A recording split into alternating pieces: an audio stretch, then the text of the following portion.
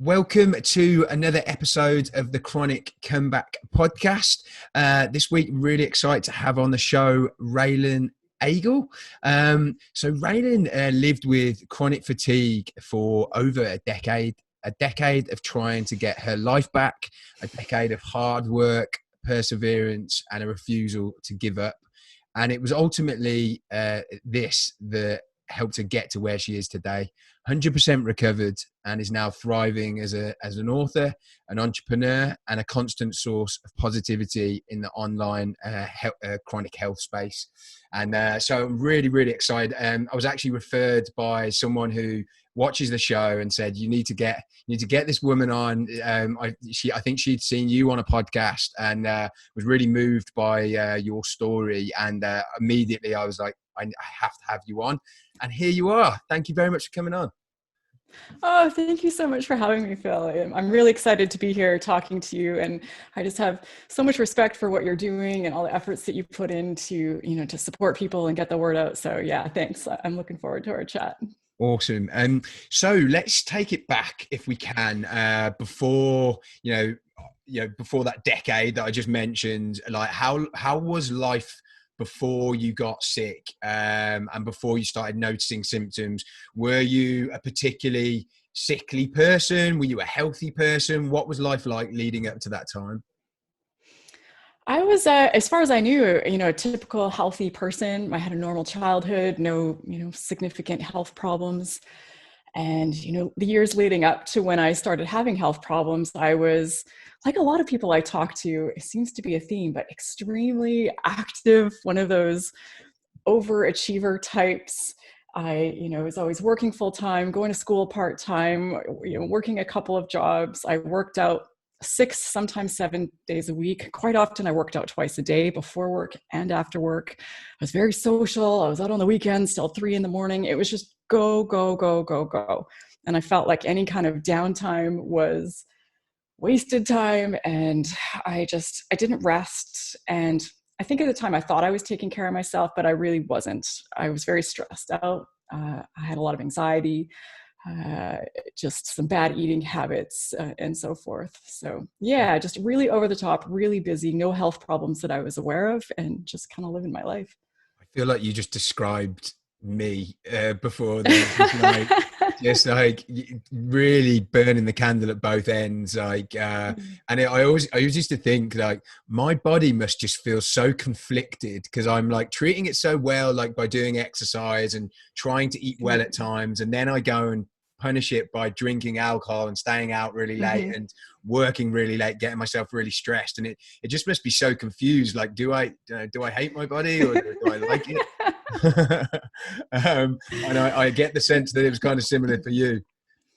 Yeah, it's strange because I put a lot of effort into taking care of myself, but I think hindsight is 2020, isn't it? But when I look back, I see many flaws in my approach to how I took care of myself. But one of them, I think, was just my motivator. My motivator in taking care of myself was primarily just to look good. I was trying to eat well and I was working out so much just because I just was more concerned about my physical appearance, and it was driven by stress, and then it just fueled more anxiety, and then also conflicting messages with the partying on the weekends and just occasionally completely trashing my body. Yeah, but fun times though, I imagine at the time.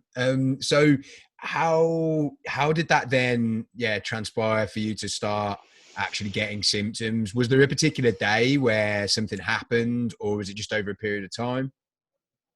It happened really fast for me. So I'd actually just gotten back from back-to-back holidays. I'd been on vacation for about 5 weeks straight. I had been traveling through Europe, and then I came back for about a day, and then I went straight out to Mexico for a friend's wedding for another 10 days or something. So it was just go, go, go, go, go. And I came back and I was just done. And then I had to go back to work the very next morning after I got back. And when I got to work, I realized I was sick. I had the flu. So it didn't feel like any surprise because we know, when you're run down and then you finally just take a breather, it seems like some kind of flu or cold sets in. So I had to take a full week off of work, which was unusual, but I was just so sick that I could barely get out of bed. But then after about a week, I started feeling a bit better. So I went back to work and I was okay for a few days, I think about 3 days. And then I was sick again. It was like the flu had come back and I had no idea what was happening. I didn't understand what kind of flu went away and then came back again. That nothing like that had ever happened to me in my life. So I had to take more time off work, which was really stressful because I'd just been off work for over a month on a holiday. And then I came back and I was just off sick, off sick, off sick. And it cycled on like this for a few weeks where I'd feel a little bit better and I'd come back to work for a couple of days and then I'd kind of crash again and I'd be sick again. So, like most people, I just went to my family doctor who, I'd been seeing for a long time. I really liked her and she ran a bunch of tests. Everything came back normal. Ran some more tests, things came back normal. And it kind of like, it's amazing how quickly it seemed like she kind of got to a point where she just really didn't have much else for me. It was, I don't think more than a month worth of me visiting her. And it's just like, yeah, I don't know what to tell you. And I just felt lost and I had really no idea what was going on. And what were the, for you then, what were the main symptoms that were going on? So, I mean, it changed and evolved a bit over time. So in the beginning, it just felt very flu-like. Mm-hmm. But as the months progressed, I started getting more symptoms. I started getting, some body pain. I started having extreme insomnia and trouble sleeping. I had waves of nausea that would come and go all the time. I started having cognitive symptoms. I had trouble concentrating. I had trouble remembering things. It got to a point where my memory was so bad that I had to keep a stack of, sticky Post-it notes beside me when I was laying on the couch. And if I got up, I wrote down what I was getting up for and I would carry it in my hand as I walked around my home. Because it wasn't that I might forget once I got up, it's every single time I forgot. I couldn't remember why I'd gotten up. So yeah, a lot of cognitive stuff. Headaches, post-exertional, excuse me. Post-exertional malaise. Sorry. What's that? That's okay. So I imagine if you used to being exercising quite a lot, then you quite often, I don't know if you were the same as well, like when you're sick as well, and one of the first things you want to do is like try and do some kind of activity. Did you try and do that? And then it pushed a bit too far? Yeah, I did. And I was a bit of an exercise addict. So it was very stressful for me to go so long without exercising. I go, all this work, my vanity was still there. My ego, I'm like, I'm going to lose, the muscle that I've built and I'm going to start putting on weight. So I would try. But even the smallest amount that I tried, like even just doing a few squats in my living room, I would just crash. Like I just really couldn't do anything. So I had to give up on that completely. I had to give up on just about everything completely. My social life, my job, I was in school part-time. I just started a master's program. I had to put in for a medical leave of absence. I stopped going to the gym. I very quickly was almost completely housebound and most of the time, stuck on the couch or stuck in bed. When you hear something like that, it is, you must have gone through like an element of, and it might sound extreme to someone who's not dealing with a chronic health issue, but an element of grief, because you've just lost that life that you had, a few months before. You were living a life and it's just been taken away from you. Was there a big part of you that was like, this is so unfair? Like, why is this happening to me? And those kinds of thoughts going through your mind? Absolutely. And sort of a shock. And it was like a trauma. It felt to me at the time very much like I'd been kidnapped. It felt like something so extreme had happened. Like I had been stolen in an instant from my whole life. And in the moment, it just felt like I didn't understand why pretty much everything else was going on in the world, like nothing had happened. And, aside from the people close to me, no one really seemed to be that worried or taking it all that seriously. Mm-hmm. And I was just, I was scared. I was angry. I was severely depressed and just felt like in this state of trauma, like something just horrific was happening to me. And it was so terrifying. And I didn't know if I'd ever get out of it. And no one seemed to have any answers or even really be working very hard to try and help me. I just felt on my own to fix it, but with zero energy to do anything to fix it. So how did you get to the point where you finally got a diagnosis? And I think everyone's searching for that diagnosis, and chronic fatigue isn't exactly the most definitive of diagnoses, because Yeah. you're probably met with more questions than answers. Yeah. So I quite quickly had to give up on my family doctor. I realized this because I couldn't keep working, and my employer had suggested that I take a medical leave of absence, and I needed a doctor to sign some paperwork for this.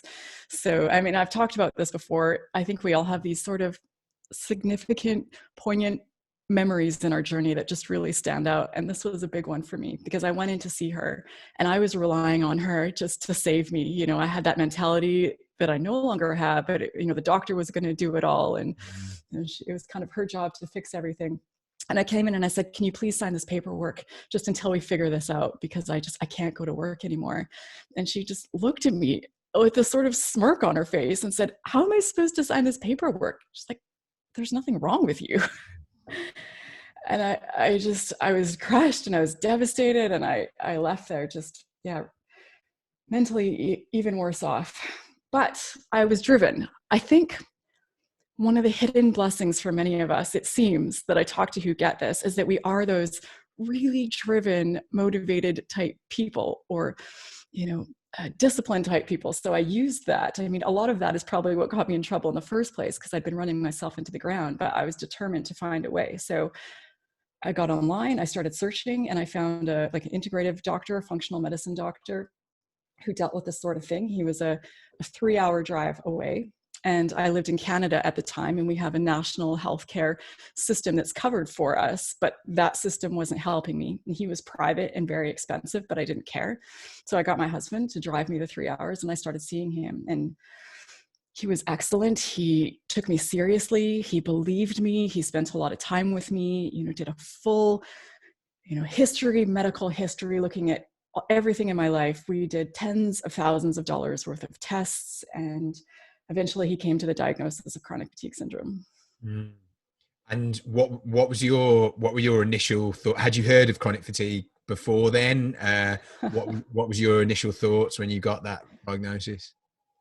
I laugh to that question because it's just it's the only thing it's laugh or cry. So my mother actually had chronic fatigue syndrome. Ah. And knowing that, it's strange. I should have known and seen it. This is what I had, but I was in such denial my whole life that I would ever get this, that I just refused to even contemplate. It wasn't going to happen to me. We were completely different people. For some reason, I just decided that no, this wasn't going to happen.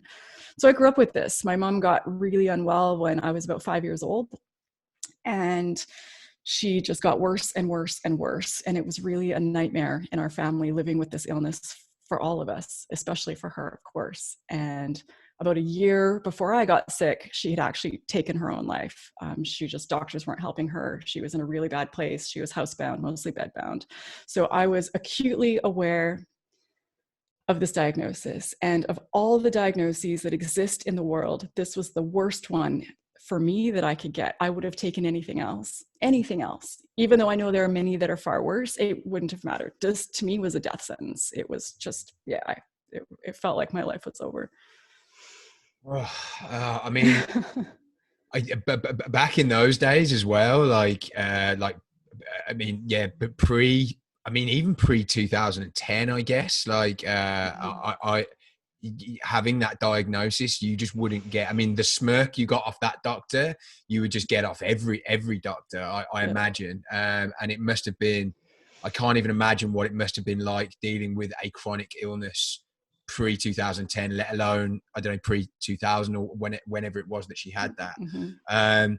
And also, I guess the problem I really struggle with at the moment is and I have struggled with, I'm a lot better now, is getting beyond my own beliefs of I'm going to be sick forever, this is how it is, etc., etc. But for you, having that example of someone who'd been through it, and it obviously had gone terribly in that way, how did that affect you in terms of affecting your beliefs in your own recovery? It came at me kind of in two ways. I mean, in one way, it was terrifying. It made me feel very quickly. I think perhaps the severe depression set in faster than it might have had I had no idea what was happening and no idea what this illness could progress like, and hadn't seen decades of it seeming hopeless for somebody else. So in some ways I got really depressed and really scared really fast. But in other ways, having seen that, I knew, I'm all in. I have to put everything I have into getting past this. Like I have to take this so seriously, and it's just, yeah, 1,000% in. So in some ways it was tough emotionally, but in some ways it was such a driver, and it lit such a fire under me and my husband. We both knew, like both of us from that day one, we're like, we spend every penny we have, we do everything we have, like we fix this. That's the only option. And I mean, having your husband at that time be, having that support structure with him there, that must have been amazing. Yeah, it helped. I mean, he fully supported me, of course, and financially. And when I was no longer working, he carried a lot of the financial load, never batted an eye when we were throwing tens of thousands of dollars at this. It was tough. Emotionally, I don't know that he was equipped to deal with this, but emotionally, I don't imagine most people are equipped to deal with this. No. Yeah, I was fortunate. Right. So at that point, you've been to this integrated. Sorry, what did you say? It was an integrated physician. Yeah, it's an integrative medical doctor. I believe these days, wow, that makes me sound old. But these days, I think they call them functional medicine. I believe it's the same thing, but don't quote me on that. But yeah, just he practiced a combination of Western and Eastern medicine. He was trained in both. And was he? Did he then give you the start giving you the tools and the protocols to help you recover, or was he just one of many doctors you had to end up seeing? He was actually the main doctor I saw. Once I found him, and he was so invested, and he seemed so knowledgeable. I didn't have to teach him. He was teaching me. And after watching my mother go through doctor after doctor after doctor, I knew how fortunate I was to find him. So when I found him, I just latched onto him and pretty much didn't let go. And I mean, my recovery journey has been interesting because it sort of happened in two stages. So there's that beginning couple years of desperation where I went all in, and we did a lot of things. I tried virtually everything under the sun, and I made some progress. I try and attach a number to it, like 40, 50%. I really don't know, but I got some functional hours back from my day. So yeah, he in those first couple of years helped me a lot. But then I kind of hit a point where it seemed like there was not much left else to try, and I didn't know what else to do. And I just coasted for quite a while. And it's all relative. The 50, when people are putting percentages on, I'm always just like, it's really difficult because I'm relating how bad I feel today to how good I felt last week. I can't really remember how I did feel 3 years ago. So I always find that really difficult. And I certainly can't remember how I felt when I felt healthy, in inverted commas. So yeah, I always find that quite a difficult one. So after 2 years, you feel like you've exhausted all options, but of course, the way you are, you push for more. You want to, see what else you could, find to help you recover. What happened then? So, yeah, and you got me thinking about this, just because for years I've been saying, yeah, I got to about 50% better. But looking back, I've thought about it. I think also one of the things is when you come from having almost zero functionality, and then you get up to having, 3 or 4 workable hours or functional hours during the day, that feels like a 50% recovery. Like to me, I'd gotten so much of my life back, but really 3 or 4 hours a day is not 50% of your health back. Because at that point, I tried going back to work. My union, or not my union, but my employer was pressuring me a bit, and I'd been off for so long on disability leave. So I tried going back to work just 3 days a week for 4 hours each day. So Monday, Wednesday, Friday for 4 hours.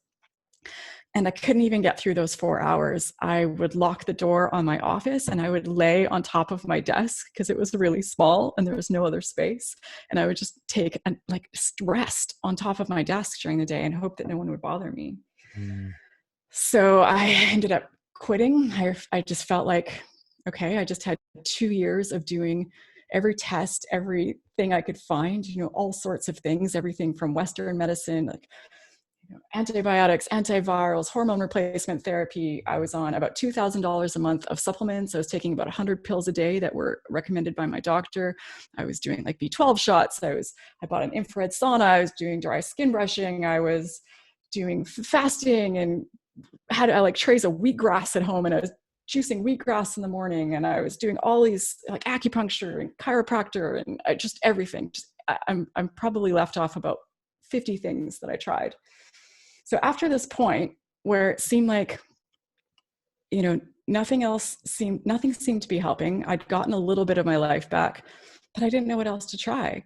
And I imagine I'm not alone in this, that I reached this point where I had this sort of burnout, like this recovery burnout. Like I just couldn't keep going in this bubble of my whole life, just trying to get better. And I kind of given up that I was going to get any better. So I had a sort of early midlife crisis of sorts. I got divorced. We sold our house. I moved back in with my dad. I quit my job. I put most of my stuff in storage, and I was living with my dad, and I was just severely, severely depressed. I didn't feel like I had any hope of working ever again. I didn't think I was ever going to date or be married again. And I felt like, who would ever want to be with me? Like, I'm just a mess. So I just needed to do something radical to find some happiness. And I'd always loved to travel. So I booked myself a ticket to Bangkok, and I was still very sick and I didn't know how I was going to get around. But I thought, if I have to crawl around, even if I spend 22 hours a day in bed, at least it's a different bed. And those 2 hours a day, I won't be hanging out in my dad's house. I was so grateful to my dad for taking me in, but this is not where it felt like a step backwards. Yeah. So yeah. And it's odd. I actually ended up staying in Southeast Asia for over 8 years. Wow. And for many of those years, I just coasted. I was still very sick. Every single day was very difficult. And I worked very hard to hide it from other people. And I really struggled to get by. And financially, it was very hard to support myself. And I went into a lot of debt. And I reached a point where I'm like, I can't keep living like this. Like I can't go on the rest of my life like this. So long story short, I met my now husband, Jeffrey. He was an American who was over there working, and he's been just incredible. And I ended up quitting my job there. I had been working from home, which was very difficult, but doable. But I had zero energy to put into my recovery. So I had this moment where I felt like, this is it. It's time to fully get past this. And I just went all in, and I moved in with him, and he was wonderful and supported me, financially and every other way. So I could just really focus on getting myself well. And I'd seen some things over the years, and I'd kept reading and kept researching, even though I wasn't actively working on recovery, but I was starting to get a good sense of how my body worked and the things that I thought might help. So I put together a kind of a recovery program of sorts for myself, and I just went all in, and I worked really hard. And it ended up taking about 1.5 to 2 years, but I did finally fully get past it. Wow. I was not expecting you to say that you went to Southeast Asia for that's crazy. So where mainly in Thailand or other places? Well, I traveled all over, but I ended up living in 4 different countries. I ended up living in Cambodia for a while, and then I lived in Thailand, then Malaysia, then finally Indonesia. Okay, so you in Bali for a while, or no, in Jakarta. Interesting. Yeah, I've spent quite a bit of time in Bali. I love Bali. Me too. Not been to Jakarta. So it's funny, isn't it, how kind of life works, that you must have been there when you were coasting. You're like, what am I doing? Halfway across the world. But then if you hadn't have gone, you wouldn't have met what is now your husband, who then ultimately has helped you, with your recovery. That's kind of, it's crazy how the universe works in these ways. So what, when was that you met him, and then that things started to change a little bit? So I met him, oh my goodness, I'm bad with years. Wow, I think we've been together 5 years now ish. So about 5 years ago. Okay. So we'd been dating for a while. I think we'd been dating for about a year, and we were both in Malaysia in Kuala Lumpur, and his company transferred him to Jakarta. So eventually that's when I quit my job and I moved over there to be with him. Yeah. Yeah.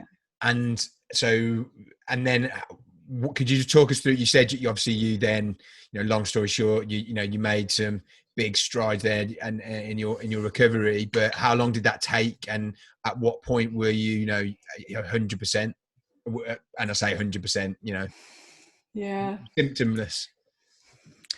I was symptomless, I would say was 2 years. After about a year and a half, I thought I was there. Right. I thought I'm fully back. I was working out. I could do hour-long works at the gym, strength training, pushing as hard as I want, 5 times a week, and I was good. I was traveling. Had a social life again. I was doing all sorts of things. Then I started noticing that some things would still wear me out. And I used to be a runner, and I tried to start running again, and I could feel my body really pushing back harder than I felt that it should have. So I'd say 2 years. By 2 years, I was running again as well, and I could, run an hour, straight out, no problems. So yeah, 2 years to get me fully out of this. But even after a year, I was really functional and really doing well. And what was the main thing for you that you felt got you there, do you think? There were a few. So, my experience had showed me that it wasn't going to be something sort of external. I hadn't had a lot of success with supplements or medication or external therapies. So I just really believed in doing all the things to support my body's own ability to heal itself. And one of the things I changed is I realized I had to get out of this sort of boom bust cycle. Everyone says pacing now. I wasn't in this community back then, so I didn't know all the terminology, but essentially just really simplifying my life and having a very conscious approach to how I spent my days, and making sure what usable energy I had every single day was put into things that were working on actively getting me better, not on socializing, not on vacuuming, not on anything else, just on those things. So that was a big one for me, to just stop using energy that I didn't have, because that was just keeping me in this place of never getting anywhere. So that was a big one. And another one for me was just, I don't think we always put our focus here. And initially I didn't, but really zeroing in on my mental health, I gained a massive appreciation for the role of stress and how it blocks healing, and how for all the other things I was doing to work, that mentally I needed to be in a good place. So, doing things like journaling and meditation, but also having skills and strategies so that I could manage my stress on a moment by moment basis throughout the day, so that I was relaxed and in a good place. So I know it doesn't sound like what anyone wants to hear, but for me, that piece was really big. It was really big, tackling just my mindset and my stress levels and the state my body was in. Yeah, no, I'm actually really glad you said that, just because I think for me, it's taken me a long time to stop trying to focus on all of the external things, which I think, Mm. Is important as well. Like, it's important that I'm, if I'm doing all this inner work, but then I'm going out and drinking loads of alcohol and, living in a moldy apartment and Yeah. treating myself badly, it's not going to work. You need to do both. But it's only more recently that I've realized how powerful your thoughts are in, keeping you, and stress and stuff, keeping you sick, and that got me, to the position I'm in today. I'm doing I'm going through have you heard of Joe Dispenza before? I have, yeah. So I'm doing I'm going to his advanced retreat in like 2-3 weeks time, which I'm a little bit nervous about, because it's like, apparently it's you like sitting there meditating for hours on end, which is going to be difficult for me. But I'm doing his online course at the moment, and he just explains it in such like a scientific way that there's actually no debate with it. Like, this is how it is, and this is why you're in the position you're in. And that's just not, not just chronic health. That's like, everything, all of, every kind of issue you have in your life. And it's only now I'm thinking, what if I don't address all of this stuff, I'm never going to be in the position I want to be health wise. Do you feel if you'd realized that years before, your recovery would have been quicker? Absolutely. And when I look back and when I first got sick, I think I was doing a lot of things. I mean, some of the things I was doing then are the same things that ended up getting me to the finish line. But I think I was in such a chronically stressed state that Mm. that pure, pristine, organic, full of fiber, amazing diet that I was eating and all that wheatgrass juice or whatever it might be, like it didn't even have a chance to do much because I was just, my whole body was just in a state of fight or flight all of the time. So Yeah. yeah, I do. I do think I could have had a lot more success. But, we don't know what we know until we know it. It's in those moments, so you can only learn so much, and No, we do what and we can. the stuff that you would have gained from those 6 years, Yeah. on top of being able to live in Thailand and Cambodia and all these nice places for 6 years, the stuff from that period of time that I imagine is so useful for today. Some of the stuff that you're doing now, you must have taken so many lessons.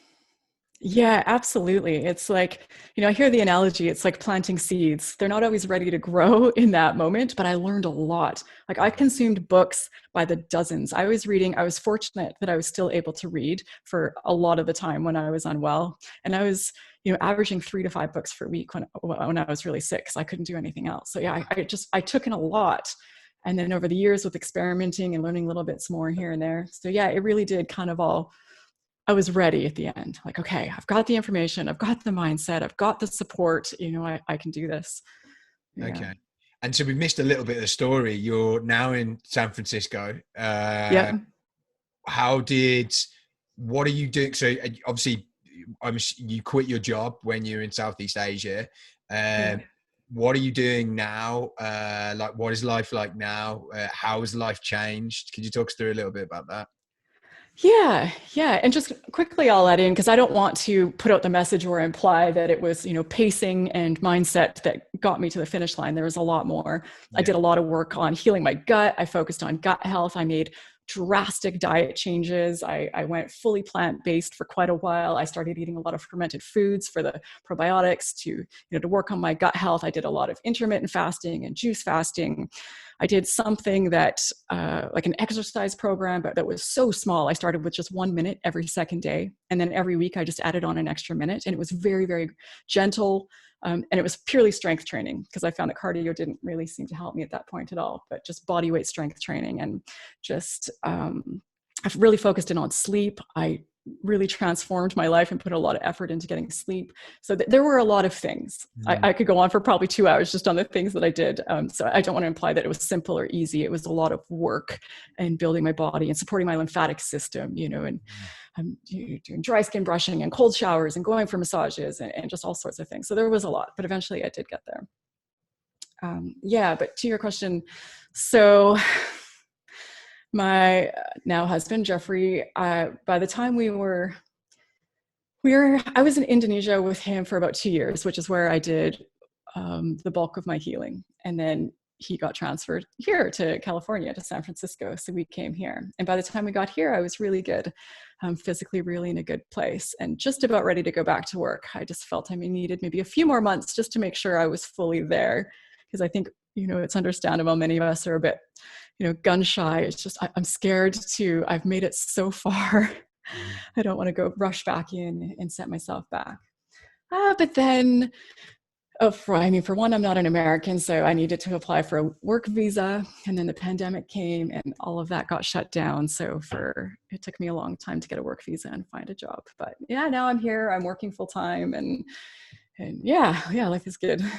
And you're obviously, you're very, as I said at the beginning of the show, you're like vocal on, on social media, really trying to put a positive message out there to I guess people who were in the position you were in. What was it that made you kind of go and do that? I mean, some people just want to get on with their lives. They don't even want to acknowledge that part of their life even existed. You've done the opposite. What was it that made you do that? I think the biggest driver for me was, a combination of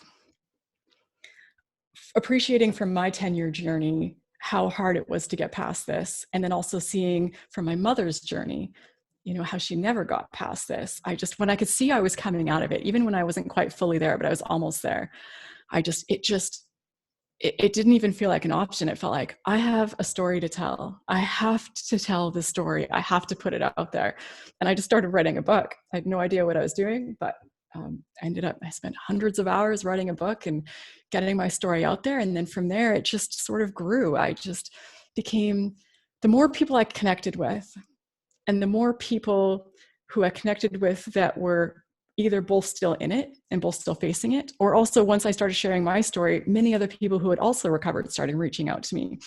So both fueled it even more, where I thought, I have to keep doing this. One, because there are so many people who are facing this and just are where, you and I have been, where they're just lost and confused and feeling hopeless and getting this message that nobody recovers. And then me finding all these people that have fully recovered and thinking, where have you all been hiding? Like, none of us even know that you guys exist. The research is telling us that you don't exist. So I just got really excited and passionate about it's reaching out to people. And it's a selfish pursuit as well, because I get so much out of it. And it fuels my desire to keep learning about health and healing, to put more information out there for people. So it's been a really good thing for me. And it's really helped me to bring some meaning to all of this. Like, it wasn't just 10 years of suffering for nothing. It wasn't my mother's decades of suffering for nothing. Like, look at all this, that some good come of this. This this could be a good thing. That's so nice. Just everything you were saying then just completely resonated with my situation. I came up with the idea for this podcast when I was actually in Bali on a retreat, and it was about finding your life's purpose. And I had to find, just like you said then, I had to find meaning. I had to find purpose in what I'd been through. If I just went through all this, managed to recover, and then just went back to doing what I was doing and didn't tell anyone else my story, or allow other people to tell their stories, then what's the point of all of this? And it's just it is a bit of a selfish pursuit, because every single time I have a conversation with someone like yourself, or every episode I do, I come off the call feeling great and completely inspired for my own recovery. So it is a little bit selfish, but thankfully it helps other people as well. But no, it's super important that people are exposed to these stories. It's so frustrating that when you do your own research on Google, because I initially when I looked on was researching for people to come on the show, there aren't that many like stories even on Google and stuff. Instagram's actually probably a better place, but there needs to be more communities where it is just celebrating people like yourself and people recovering, because it's just so positive. And then when someone gets this diagnosis, it's not so much of a game ender. It's just they now know that it's possible to get better. Do you know what I mean? I do, absolutely. Yeah, 100%. Good. So in terms of where your life is now compared to where it could have been, which when you told me the story, of what you've been through, you could have been living in Canada right now. You could be, I don't know where you would be in the world, but what are you grateful for today that is part of your life, how your life is different, that, might not have happened and probably wouldn't have happened had you not got sick? Oh, wow. How long do you got?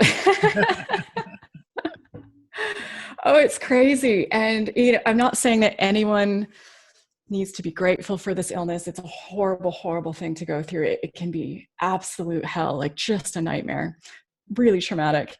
It's crazy. And I've talked about this in other places, and it's still a really hard thing for me to say out loud. But if I could go back, I don't think I'd take it away, because it transformed my life. It transformed my life. It transformed who I am. And it just changed my relationship with myself, with the world. I had a really unhealthy and toxic relationship with food. I was in a constant battle with food. My whole life revolved around trying to eat the right things and trying not to eat the wrong things. And I finally healed that. I'm at peace with that. I have zero stress about food. And exercise. I used to just drive myself into the ground, and it was like a punishing activity almost, like get those abs. Now it's a joyful thing. It's something that I do for fun, and I recognize that I'm doing it to, make my body stronger and feel how strong it is and enjoy that it can do all these different things. And, I've crystal clear knowledge about how I want to live my life. I was on the completely wrong path for me when I became sick. I didn't know it at the time, and I never stopped long enough to even take a look at my life. And I don't think I would have had the courage to even admit to myself that so many things were wrong, because making those changes would have been scary. But, I was in a job and a career that was really wrong for me. It was incredibly stressful. I was a social worker, and it just wasn't a good fit. And my marriage, although it once was good, no longer was, and it was time for us to part ways. A lot of my friends weren't even a good fit for me. And I didn't even love myself. I didn't even love how I was living my life. The way I was, always, I felt like I could be treating people better. I could be doing more good. So now I have this sharp focus on who I want to be and who I want to be around. And at that point, I craved adventure, and I craved something outside of what society was telling me I was supposed to want. I was supposed to have kids and, live in the suburbs and take them to soccer games on the weekend. And that is a great life. And if that's what you want, that is an amazing life. But deep down, I knew I didn't want it, but that's the path that I was on. So, now I seek adventure, and I do what I want to do, even if it's not what I'm supposed to do. And I mean, a final thing I'd add, I think, is just that it's given me a lot more empathy. I am better able to connect with other people who are going through struggles themselves, and I recognize it more, and I just have more compassion for people. Whereas before, I think I had blinders on, and I just had no idea how to connect with and be there for people who are going through things that were difficult.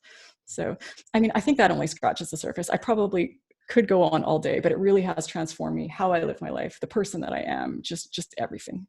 Yeah, I often think of it, and just when you were talking, then it's kind of given you and other people who get this kind of earlier on in their life, almost like a second chance at life, because all of those things that were wrong in your life, people probably realize that when they're, I don't want to say it's too late, because that's bad, but like when they're in their kind of 60s, 70s, and maybe they're, at that point, you're not going to get a divorce at that point. You're not going to, change your career because you can't. You're not going to move countries. You've already had your kids, and you don't get that chance. Whereas kind of getting it when you got it, it was early enough that you could then go on and kind of make all the changes you've made, and you've now got a second life to look forward to, which is so cool. And that's the way I think about it as well. My life's so different now. Not quite in the drastic difference that you've had, but I think that's amazing. Could you give some advice to someone now who's, really struggling, with all of those problems that you talked about?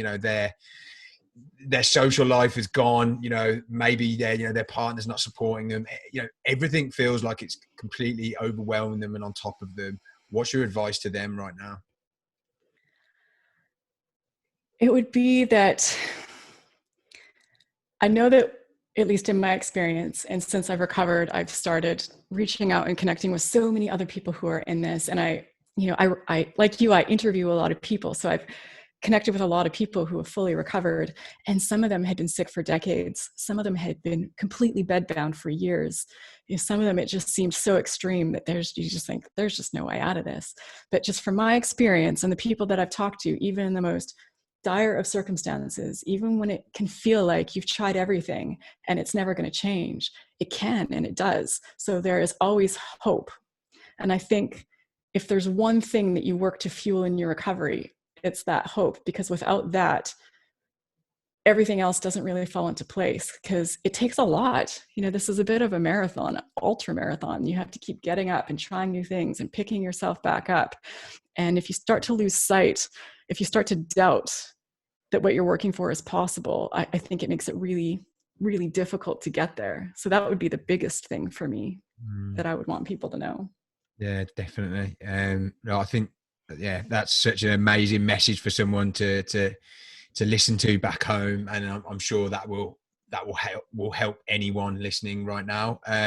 If someone wants to connect with you, like has got any questions from the stuff you brought up today, I'm sure there'll be quite a few. What's the best way of someone reaching out to you and connecting? Well, you can go to my website. It's just my full name. So RaeLanagle.com. And there you'll find links to everything that I do. My YouTube channel is where I'm most active. So if you're looking for information, I put out tons of stuff, new videos every week. So free content. Like I said, I also did write a book called Finding Freedom. It's available on Amazon. It's a prescriptive memoir. So the first about half of it is just telling that 10-year story of what it was like to get sick, a bit about what it was like growing up with a mother who had this. And in the second half, I walk through specifically all the steps and all the things that I did that worked for me. And I don't think there's a one size fits all plan for people out there. That's certainly not what I'm saying. I think it's important for people to, listen to their gut, use their intuition, try different things. But yeah, my website, my YouTube channel, and on Instagram, Raelan.Agle. I'm very active there as well. Awesome. We'll include all of that in the show notes. But yeah, thank you so much for coming on and joining today. Really appreciate it. You've got the rest of the day ahead of you in California. I'm just about to get on with my evening. Thank you so much for coming on. I know it means a lot to me and also everyone listening. So thank you very much.